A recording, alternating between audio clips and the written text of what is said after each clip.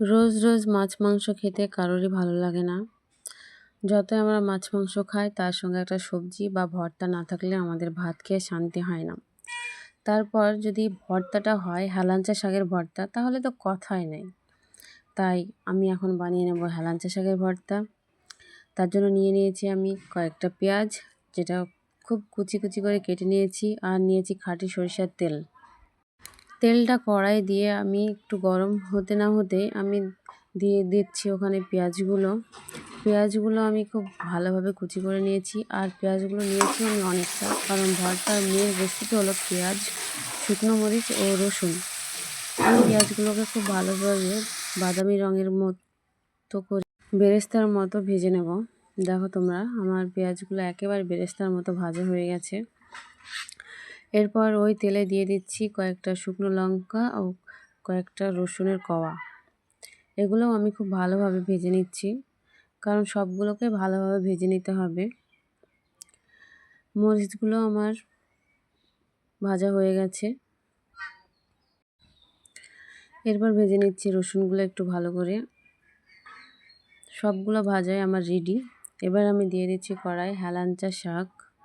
এই শাকগুলো আমি ভালোভাবে ধুয়ে পরিষ্কার করে নিয়েছি, আর কড়াইয়ে দিয়ে আমি তারপর লবণ ও কয়েকটা কাঁচা লঙ্কা, একটা গোটা রসুন কোয়া করে ছাড়িয়ে দিয়েছি। তারপর একটু জল দিয়ে ঢাকা দিয়ে রাখছি ভাপে একটু সিদ্ধ হওয়ার জন্য। দেখো, শাকগুলো পুরো নিতে গিয়েছে। তারপর যে জলটা আছে সেই জলটা আমি শুকিয়ে নেব। জলটা প্রায় শুকিয়ে এসেছে, এবার আমি শাকটা তুলে নিচ্ছি। বন্ধুরা, আমার এই ভর্তাটা একবার বাড়িতে বানিয়ে দেখবে কেমন লাগে। এবার আমি এটাকে শিলনোড়ায় বেটে নিচ্ছি, কারণ মিক্সারে বা ব্লেন্ডারে যদি পেস্ট করো তাহলে এই স্বাদটা সেই স্বাদ আর লাগবে না। তার জন্য যতটা সম্ভব শিলনোড়ায় ভর্তাটা করার চেষ্টা করবে। আমি শিলনোড়ায় ভর্তাটা বেটে নিয়েছি। এবার দিয়ে দিচ্ছি শুকনো লঙ্কা, রসুন ও পেঁয়াজ বেরেস্তা দিয়ে আমি ভালোভাবে ম্যাশ করে নেব।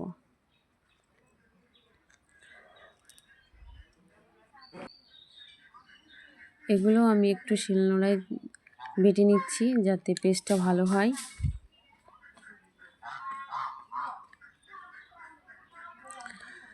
বন্ধুরা, যদি ভালো লাগে আমার চ্যানেলটাকে সাবস্ক্রাইব করবে এবং একটা লাইক কমেন্ট করবে।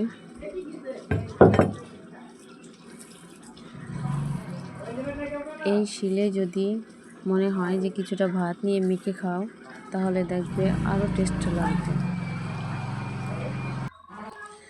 বন্ধুরা, আমার ভর্তা প্রায় রেডি।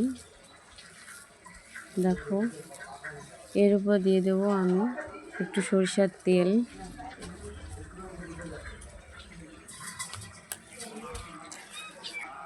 ভর্তা আমার প্রায় রেডি। এবার শুধু প্রয়োজন গরম ভাত, তাহলেই হয়ে যাবে। এই যে দেখতে পাচ্ছ, গরম ভাত আর ভর্তা রেডি।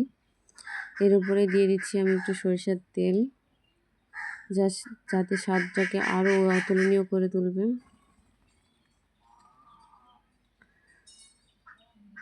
বন্ধুরা, ভালো লাগলে লাইক কমেন্ট ও সাবস্ক্রাইব করবে। তোমরা জানাবে নেক্সট ভিডিও কি দেখতে চাও।